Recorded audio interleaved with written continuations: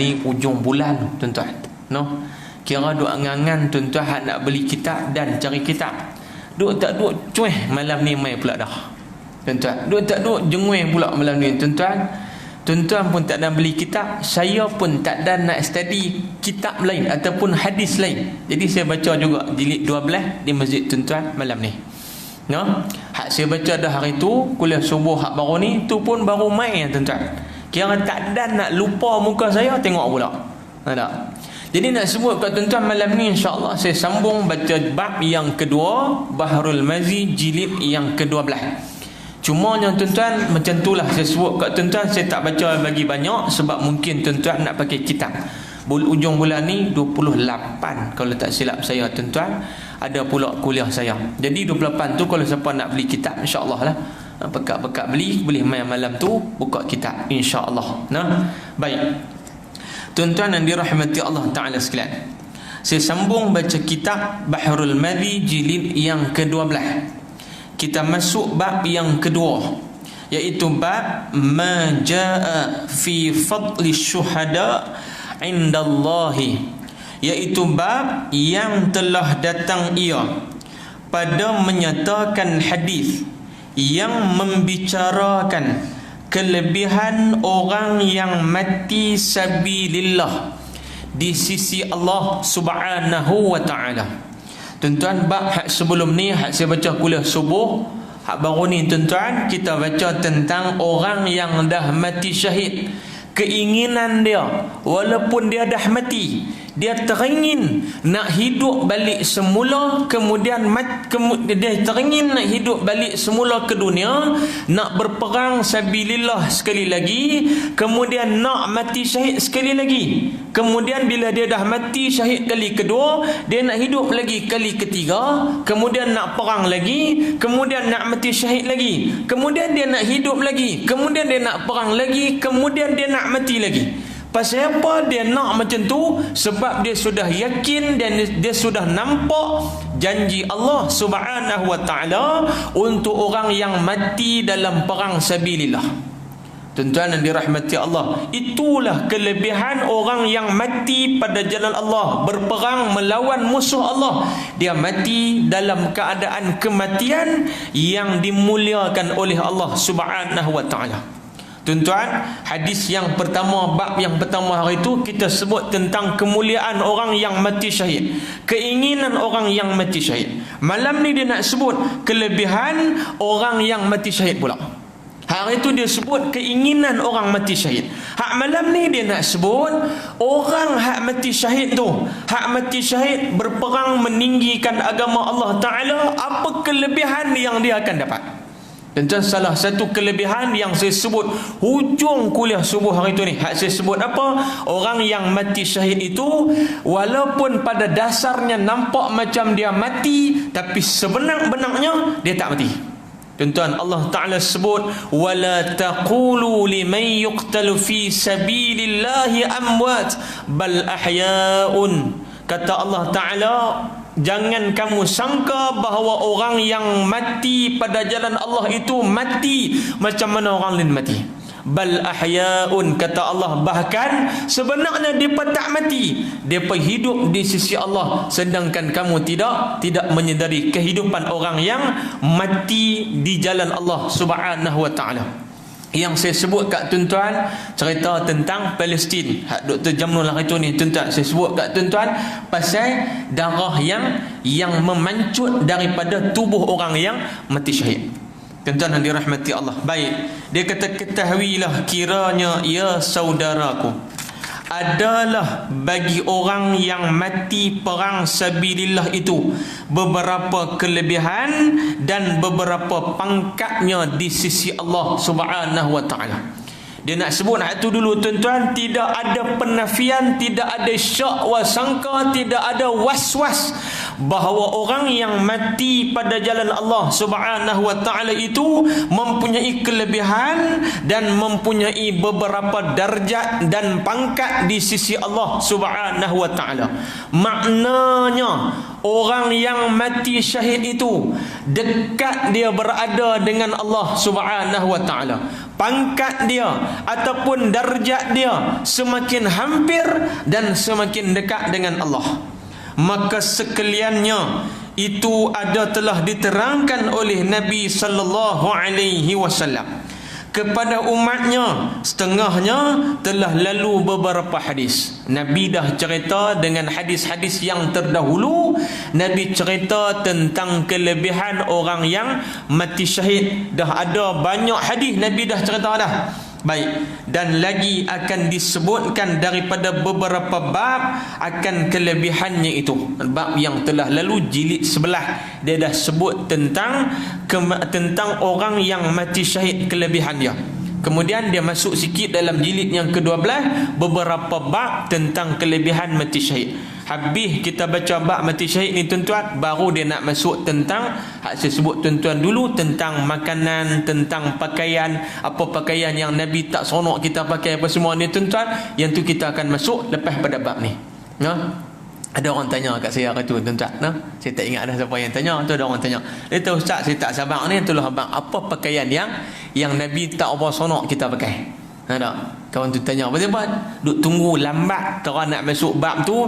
Hak mati syahid pun tak habis lagi. Jadi tanya terus tuan-tuan. Baik. Kat tuan-tuan saya tak cerita pasal saya tak tanya. Pasal kalau cerita esok kuliah bab pakaian tak main dah. Pasal saya dengar dah.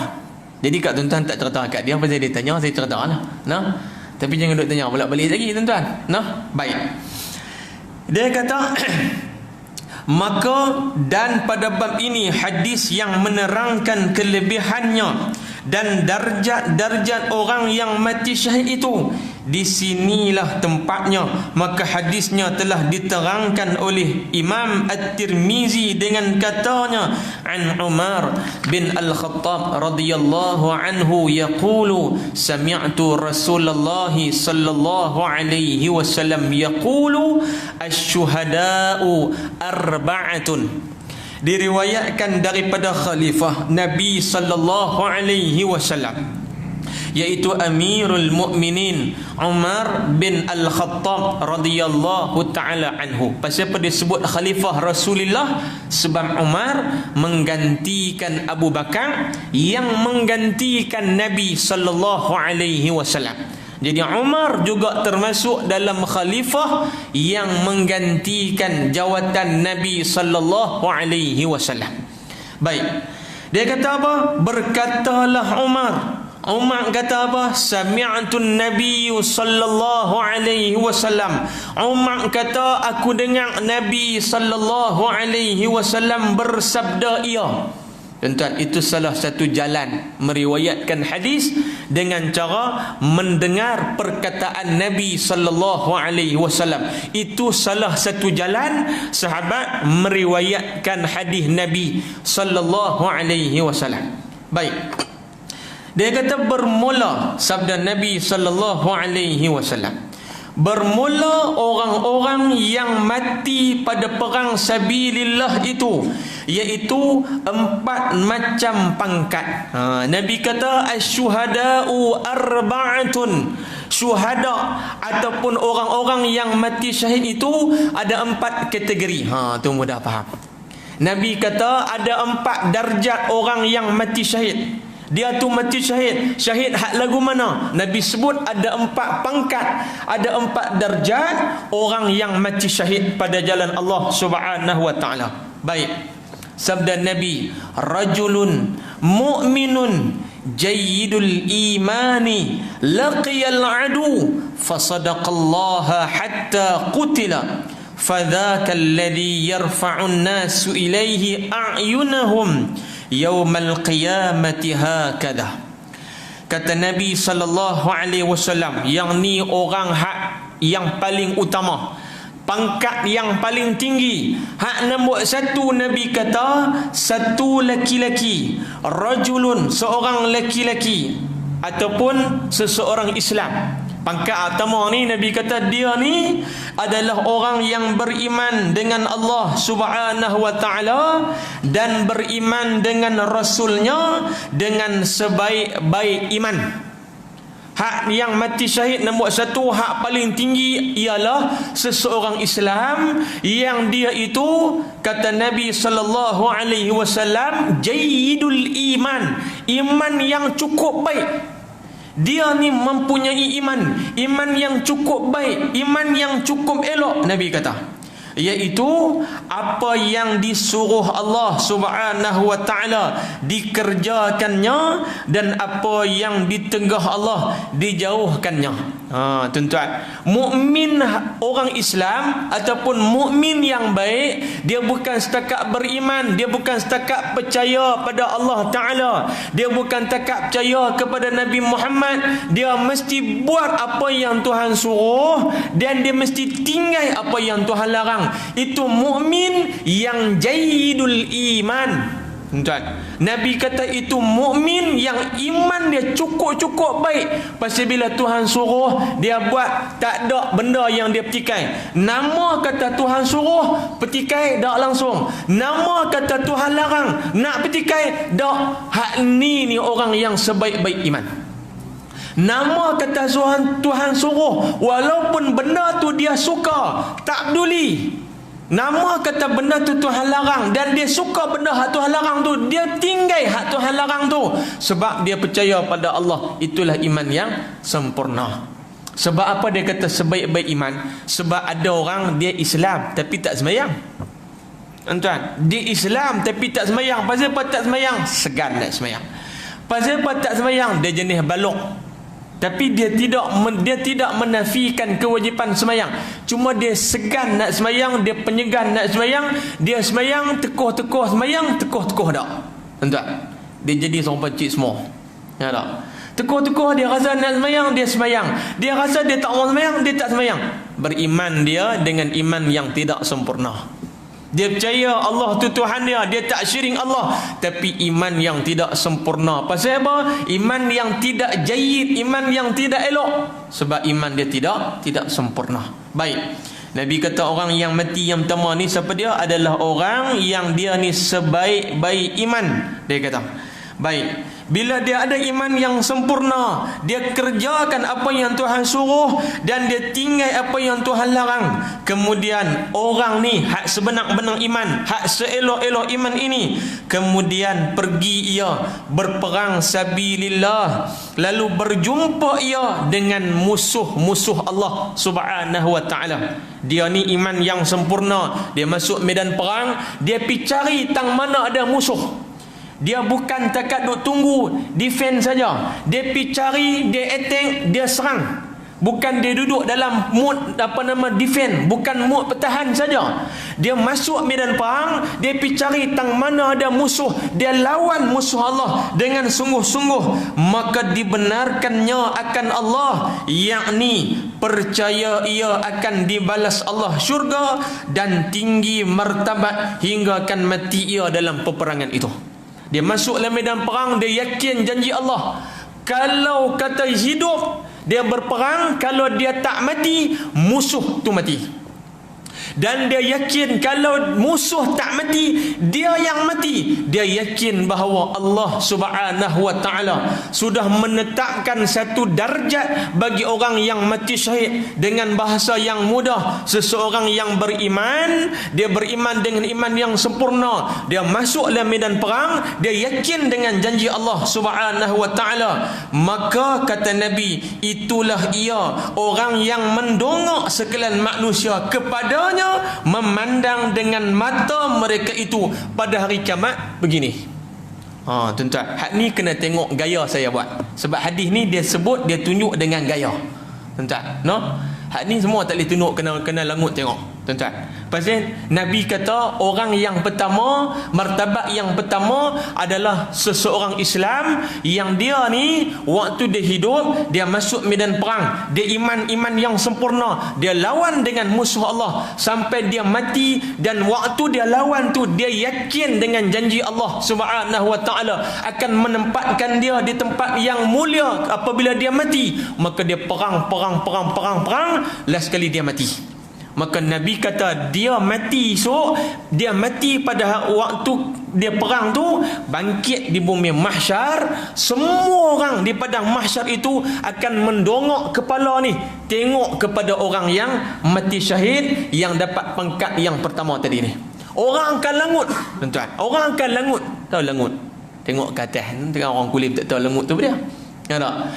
Dia akan langut, Nabi sebut mendongak semua orang ni langut semua, pakat duk tengok, pakat duk pakat duk tengok dia. Begitu. Tuan-tuan, hadis tu tak berhenti tu. Dia sebut lagi wa rafa'a ra'sahu hatta waqa'at falan suwatuhu fala adri falan suwata Umar arada au qalan suwatan Nabi sallallahu alaihi wasallam. Sehingga kan dia kata, dan mengangkat ia akan kepalanya, yakni mendongak ke atas, kerana merupakan kelakuan orang-orang yang mendongakkan kepala memandang orang yang mati syahid itu pada masa di negeri akhirat itu. Tuan-tuan, dia nak sebut Nabi bila cerita hadis tu dongak kepala ni, gaya orang hak yang berada di bumi mahsyar melihat kepada orang yang mati syahid ini dibangkitkan oleh Allah di padang mahsyar, semua pakat duk tengok dia, hal keadaan duk dongak kepala. Baik, dan dia kata lagi, kata rawi itu siapa dia? Orang yang meriwayatkan hadis ni. Kata rawi, sewaktu hadis ni disampaikan, sewaktu hadis ini diceritakan, sehingga orang hak cerita tu jatuh ke pihak dia. Dia punya nak tunjuk gaya orang duk tengok puak hak mati syahid pangkat pertama ni, gaya dia dongak tu sampai jatuh ke pihak. Tuan-tuan, saya duk main kuliah masjid, tuan-tuan, jarang pakai serban. Malam ni pakai serban pasal bab ni. Tak tak? Pasal takut lagi dia lengut ke pihak jatuh. Tuan-tuan, ni ceritanya rawi sebut hadis ni, waktu diceritakan hadis ni, sehingga kan kawan yang cerita hadis ni kepiah dia jatuh. Nak sebut gaya, nak cerita kata orang esok ni di bumi mahsyar tengok orang hak yang mati syahid dapat pangkat yang pertama ni sampai kepiah dia jatuh. Dia kata, baik, maka tiada aku tahu akan kepiah Sayyidina Umar kah yang jatuh daripada kepalanya, ataupun kepiah Nabi SAW kah yang jatuh. Nampak faham apa maksud dia? Dia nak kata rawi, orang hak riwayat hadis ni, dia kata aku tak pasti kepiah Umar ke ataupun kepiah Nabi yang jatuh, tapi orang hak cerita hadis tu punyalah syok dia nak cerita tu sampai kepiah dia jatuh. Tuan-tuan, sampai macam tu. Kadang-kadang tuan-tuan, orang ni bila dia semangat cerita, tak kata ke Nabi, tak kata ke sahabat, tuan-tuan, kita pun kalau semangat tuan-tuan duk kuliah ni, kalau semangat duk cerita ke orang, tuan-tuan sembang di kedai, cawan kadang-kadang tuan-tuan boleh jatuh bawah meja. Dia punya semangat cerita tu, tuan-tuan. Kerana gaya hak ustaz ni, tangan dia laju, tuan-tuan, ayak ni dia boleh rembuk lentin sampai ke belakang. Tu saya ubah ayak pinang tu tadi ni, tuan-tuan. Pasal apa? Gaya tu bila dia cerita penuh dengan semangat sampai kepiah nyeri pun jatuh. Umar ataupun kepiah Nabi SAW yang jatuh waktu nak menceritakan keadaan orang yang melihat kepada orang yang mati syahid sewaktu dihimpunkan oleh Allah Subhanahu wa taala. Tuan-tuan faham daripada tu, nak abang kata mulianya orang yang mati syahid ni, semua orang duduk tengok dia, tuan-tuan. Tengok dia tu dengan sebab apa? Beruntung sungguh orang yang boleh mati syahid dapat pangkat yang pertama. Begitu. Baik, bahkan hasilnya tukang periwayat itu menyampaikan khabar ini sebagaimana yang didengarnya dan ia dapat ketahui. Pasal apa yang diceritakan hadis ni sampai kepiah jatuh? Nak bagi orang faham, nak bagi nampak gambaran betapa mulianya orang yang mati syahid. Tuan-tuan, puan-puan, muslimin dan muslimat yang dirahmati Allah Ta'ala sekalian. No? Jadi kelebihannya, dia kata orang yang mati syahid dapat kelebihan yang utama ni, sehingga kan begitu punya semangat orang nak melihat kepada orang yang mati syahid yang pertama. Maka orang mati syahid yang mendongak orang-orang pada hari kiamat itu memandang kepadanya ialah orang yang mencapai darjat yang pertama. Entah apa maksud perkataan ni?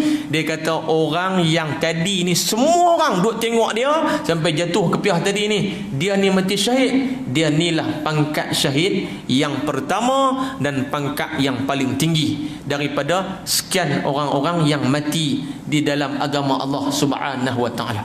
Sebab apa tuan-tuan? Tak dapat dinafikan lagi orang hak mati syahid ni tuan-tuan bergolok bergadai harta, masa, jiwa dia sendiri untuk agama Allah Subhanahu wa taala. Nah, tuan-tuan yang dirahmati Allah taala, itu darjat yang pertama. Baik. Dan kemudian sabda Nabi sallallahu alaihi wasallam, "Wa rajulun mu'minun jayyidul iman laqiyal adu faka'anna duriba jilduhu bisyauki talhin minal jubni atahu sahmun gharbun faqatalahu fahuwa fid darajati tsaniyah." Kata Nabi sallallahu alaihi wasallam, pangkat yang kedua. Hak ni kurang sikit. Hak nombor satu tadi kita nampak clear dah. Lah pangkat hak kedua. Tuan-tuan, sebelum saya lanjut tuan-tuan, kalau ada orang tak faham, tuan-tuan boleh angkat tangan. No? Saya bila saya mengajar tuan-tuan, orang hangguk kata faham, saya balik tidak lena. Tuan-tuan, saya macam tu. Saya kalau main kuliah, saya tak seronok bila orang main muka dia main duk remote, balik pun lagi remote pasal dia tak faham. Tuan-tuan, saya bila duk tengok lagi remote, lagi saya remote, sampai tak balik. Dan kalau nak berhenti awal tuan-tuan, hangguk lagi sekali lagi awal kita berhenti. Tanda kata faham.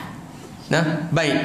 Nabi sebut golongan yang kedua ataupun darjat yang kedua ataupun pangkat yang kedua. Kata Nabi sallallahu alaihi wasallam, satu orang Islam ataupun warajulun, seorang laki-laki yang percaya ia akan Allah dan Rasulnya, yang elok kepercayaannya sekira-kira menjunjung ia akan perintah Allah dan Rasulullah dan menjauhkan tegah Allah dan Rasulnya. Tuan-tuan, hak nombor dua pun lebih kurang hak nombor satu. Apa dia?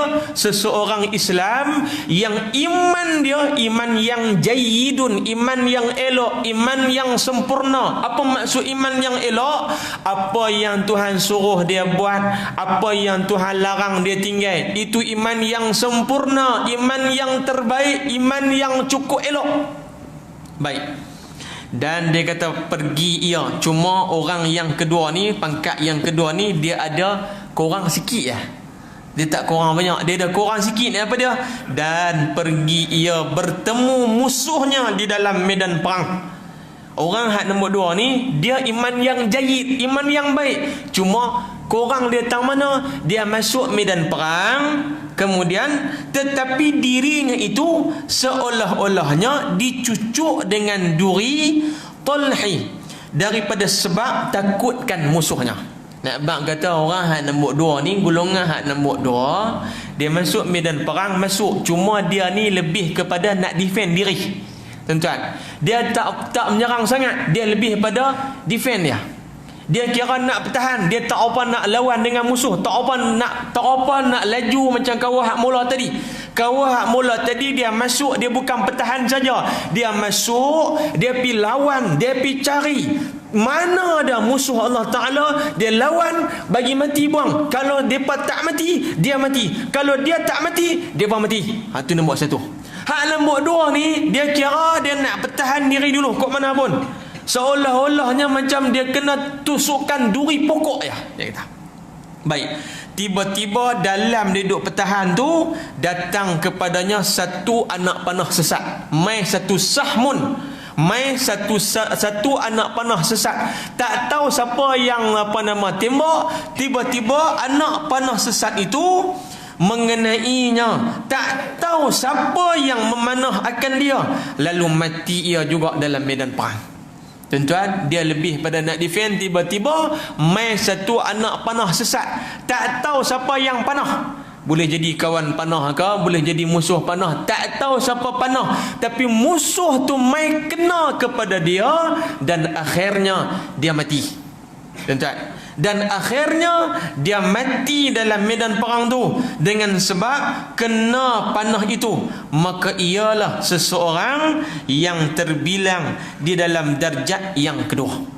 Tuan-tuan, kira bagus jugalah macam mana pun tuan-tuan, pasal dia tak tunggu di rumah, dia keluar pergi perang juga, walaupun dia tak berani macam kawan hak nombor 1. Kira okey lah, dia pi juga daripada tak pi langsung. Kalau kata takut pun dia pi daripada dia tak pi. Tuan-tuan, no, orang putih kata kalau kata dia ni pi sayuk pun tuan-tuan, kurang-kurang dia pi lebih baik daripada orang tak pi. Kalau orang lain pi dulu, dia pi kendian sikit, kurang-kurang dia pi daripada orang lain hak tak pi terus. Jadi dia ni kok mana pun bagus. Orang putih kata apa tuan-tuan? Better late than never. Kalau dia pi lambat pun bagus daripada tak pi terus. Tuan-tuan, samalah juga macam orang main masjid. Tuan-tuan, sama macam orang main masjid. Orang mai sayup lagi bagus daripada tak main langsung. Tuan-tuan, tapi waktu duk PKP ni jangan duk main sayup, orang kunci pintu. Tuan-tuan, mai wawai. Tu cerita dia. Ada sungguh tuan-tuan, tu esok pi kena ikut. Orang main kunci pintu. Nasib mah. Tuan-tuan, ustaz pun kalau main sayup kunci pintu. Ustaz tak usah tuan-tuan. Nasib mah siapa orang main sayup, main wawai sikit. Ada. Saya masjid tuan-tuan tak nak kena. Saya kena satu masjid belah Pulau Pinang, kena. Ada. Main dia kunci pintu, tak apa, ada siapa suruh sayup. Redha tuan-tuan, walaupun ustaz tak usah, manusia juga. Baik. Maka nak habang kata kalau kawan tu pi perang, walaupun dia duduk dalam keadaan defend diri dia, dia tak laju macam kawan yang pertama tadi, dia pangkat yang kedua, mati syahid pangkat yang kedua, tetap mulia di sisi Allah Subhanahu wa taala dan terbilang ia di dalam darjat yang kedua pada sisi Tuhan Azza wa Jal di dalam negeri akhirat kelak. Tuan-tuan, kalau macam ni pun kira okey lah daripada tak ada langsung. Kira koman-koman ada juga berperang pada sisi Allah, pada jalan Allah Subhanahu wa taala. Baik. Kemudian kata Nabi sallallahu alaihi wasallam, golongan yang kedua selesai. Lah dia masuk golongan yang ketiga. Warajulun mu'minun khalata 'amalan salihan wa akhara syai'an laqiyal adu fasadaqa Allah hatta qutila fadzalika fid darajati tsalitsah.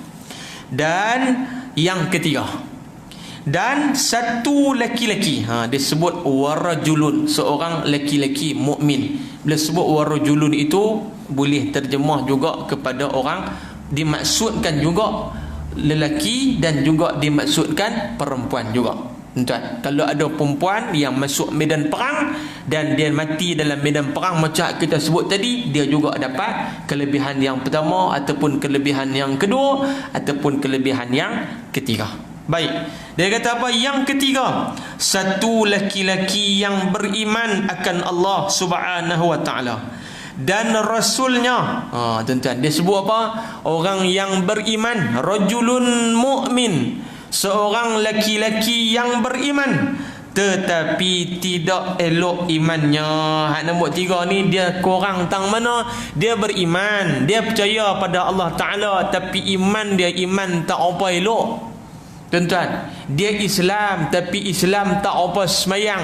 Dia kafir ada? Tak. Islam tapi dia pakai seluar pendek, jalan merata kampung. Islam tak dia? Islam tapi iman tak apa elok. Tuan-tuan, dia Islam dak? Islam tapi minum marak. Iman Islam dak dia? Islam tapi Islam iman tak apa elok. Pasal apa minum marak? Saja nak minum. Tak. Dia kata style kalau minum marak ni style, dia kata. Baru macho sikit kalau minum marak ni, dia kata. Tapi benda tu Tuhan larang.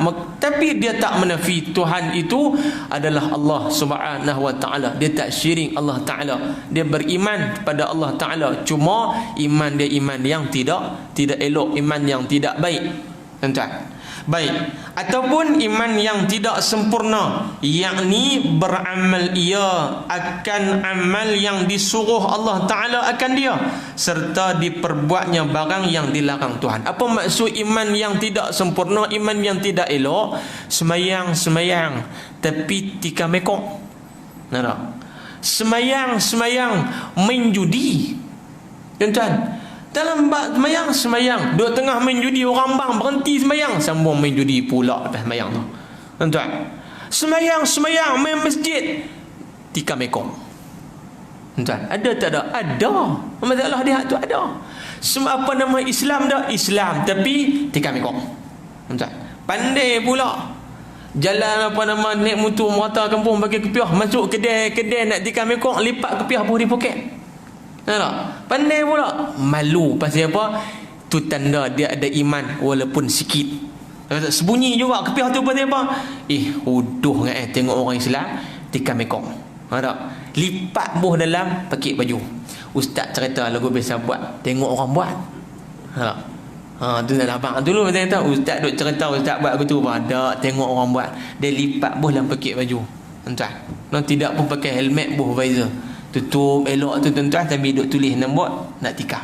Tuan-tuan yang dirahmati Allah Ta'ala sekalian. Baik, jadi yang disebut orang yang beramal, orang yang iman yang tidak elok, ialah dia buat apa yang Tuhan suruh, tapi dalam masa yang sama hak Tuhan larang dia buat juga. Maka sudahlah amalnya yang soleh itu digaulnya dengan amal yang jahat. Dia jadi begui, tuan-tuan. Dia jadi dalcah. Hak baik pun ada, hak jahat pun ada. Dia gui sekali, tuan-tuan. Hak ni jadi tak elok. Iman, cuma iman yang tidak elok. Tak kata dia kafir. Tuan-tuan, sebab nak tuduh orang kafir ni bukan satu tuduhan yang mudah-mudah kita nak kata orang kafir. Tuan-tuan, tak boleh. Jangan mudah-mudah kita nak tuduh orang sebagai orang yang terkeluar daripada Islam. Tak boleh, tuan-tuan. Nak kena pergi tanya dulu. Tak sembahyang tu pasal apa? Pasal segan Ustaz. Bukan ada apa. Segan dan sembahyang. Tak? Tuan-tuan percaya tak? Ada orang tak sembahyang, tapi dengan babi, dengan arak, dengan benda-benda hak Tuhan larang ni, kadang dia tak sentuh. Tuan-tuan, tak sentuh. Cuma dia tak sembahyang. Pasal tak sembahyang? Malah. Tapi kalau dengan babi, dengan arak ni, tuan-tuan, cukup sensitif. Saya kenal satu orang, tuan-tuan, mereka duk buat catering, bukan catering, duk buat susun atau majlis kenuri, tuan-tuan, duk pasang rimah. Saya duk kenal dengan puak-puak ni, duk baik dengan mereka, tuan-tuan. Saya tahu geng-geng ni semua tak sembahyang. Semua tak sembahyang. Orang muda, tuan-tuan, dia syok dengan zaman dia, zaman YAI dia seronok. Sembahyang ni dia kira rajin. Tak rajin tak sembahyang lah. Jumaat sembahyang dia mana? Masjid Negara. Contoh masjid negara mana? Pasang televisyen pasang masjid negara. Tak? Pasang televisyen duduk di rumah, tu dia kata sembahyang masjid negara. Tengok kau tu duduk kau dia pun takbir ikut tu imam tu lah. Tak sembahyang pun dia kata dia. Tapi tu bila tanya sembahyang dia mana? Masjid negara saya. Masjid negara tu faham kata televisyen lah. Tak? Pasal masjid negara. Baik. Dia pun cerita kat saya, Ustaz, kami hari tu pergi satu kenuri tu asalnya bukan Islam punya kenuri. Waktu dia order khemah kat kami ni, kami tak tahu dia tu bukan Islam. Pasal dengan tengok muka, cara bercakap tu nampak lagu Islam lah gaya tu. Tapi dia buat kenuri malam. Kami pun dah kira nak buat kenuri, boh lah khemah apa semua ni. Dia buat kenuri malam. Duk esok kami nak ambil khemah awak balik. Nak ambil khemah awak balik ni, Allah, dia kata, Ustaz, kami silap lah. Silap apa? Tak tahu, kata dia tu bukan Islam. Pasal apa? Atas meja ni, Ustaz, waktu nak awak balik meja ni, atas meja ni cawan hak duk ada, yang arak ada setengah, ada hak penuh tak minum lagi, berceretik atas meja ni, berlemak-lemak, hak tumpah. Tu nak tanya apa? Tak, kami waktu duk punggah meja tu kena peganglah cawan tu.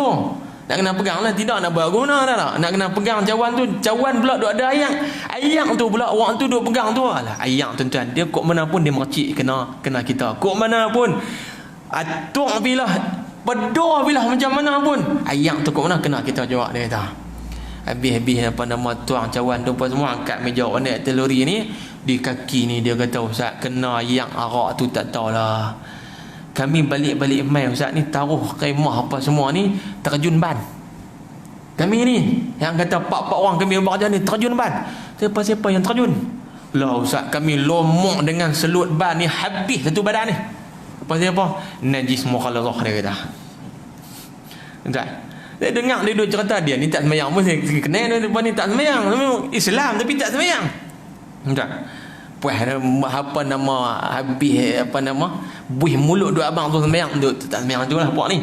Tapi bagus kot mana? Bagus dia sembang apa semua. Kalau dengan saya sembang dia segan-segan juga pasal dia tahu dia tak sembahyang. Tahu jenis jemaat masjid negara. Tapi nak cerita kat tuan-tuan ni, dia boleh apa nama dia kata ustaz macam mana kami ni turun-turun pergi dalam apa nama ban lomok tang mana kena ayat arak tu. Pasal apa? Tak mau dengan arak ni. Pasal apa? Pasal dia duk percaya kata ayat kejin setan. Tapi sembahyang tak sembahyang. Arak tak minum. Tapi kalau kena arak tu pergi sampai lomok ayat selut. Saya kata lain kali kalau kena ayat arak jangan lomok selut. Kekat bang kaki tutup bang. Entah. Macam jangan duk ambil kita serius benda ni lah. Melawak ayat tu. No? Saya melawak dengan dia pada melawak. Saya kata lain kali kekat kaki tutup bang kata. Tak boleh pakai dah kaki tu. Pasal apa? Pasal kena ayat arak tadi ni. Nak tak? Tuan-tuan yang dirahmati Allah, tak sampailah arak nak kena piduk lemuk lagu tu, tak sampailah arak nak kena piduk kerak kaki, no? Kena cerita juga takut orang salah faham. Ni pasal live malam ni tuan-tuan, no?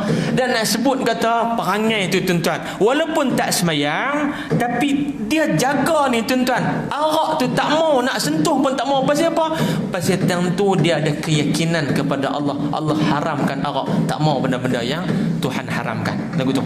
Nak abang kata golongan yang ketiga ni ada tak tuan-tuan? Ada. Hak dia ni Tuhan suruh dia buat, kemudian hak Tuhan larang pun dia buat. Ada. Hak tu golongan yang ketiga. Nah, baik. Sikit kita tuan-tuan kita perhabis bab ni. Baik.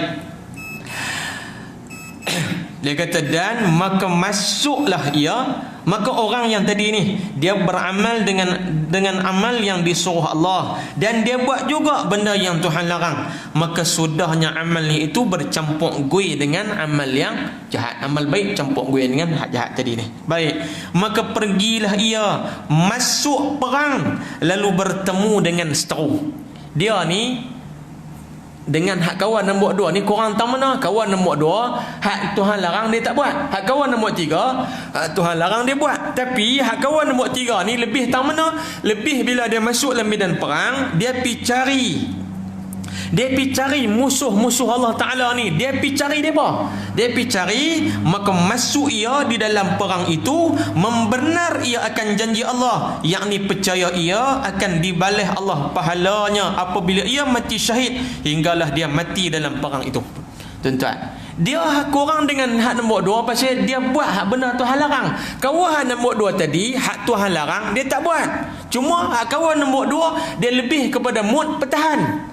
Tapi kawahan nombor 3 ni dia baik, amal soleh dia buat, kemudian amal jahat pun dia buat. Tapi bila dia masuk medan perang, dia pergi cari tang mana ada musuh Allah, dia lawan. Sambil dia lawan tu penuh semangat dan dia yakin kata Allah akan tempatkan dia di satu tempat yang mulia kalau dia mati syahid. Tiba-tiba dia mati sungguh. Bila dia mati sungguh tuan-tuan, maka itulah laki-laki yang masuk ia di dalam darjat yang ketiga di sisi Allah Ta'ala. Bila dia mati syahid, hal keadaannya dia tu waktu dia hidup dia buat juga benda hak Tuhan larang dan dia mati syahid, maka dia dapat pangkat yang ketiga. Tuan-tuan yang dirahmati Allah Ta'ala sekalian. Jadi saya seronok tengok bila abang tu tuan-tuan berpakat 2 angguk lagi kas boleh habis.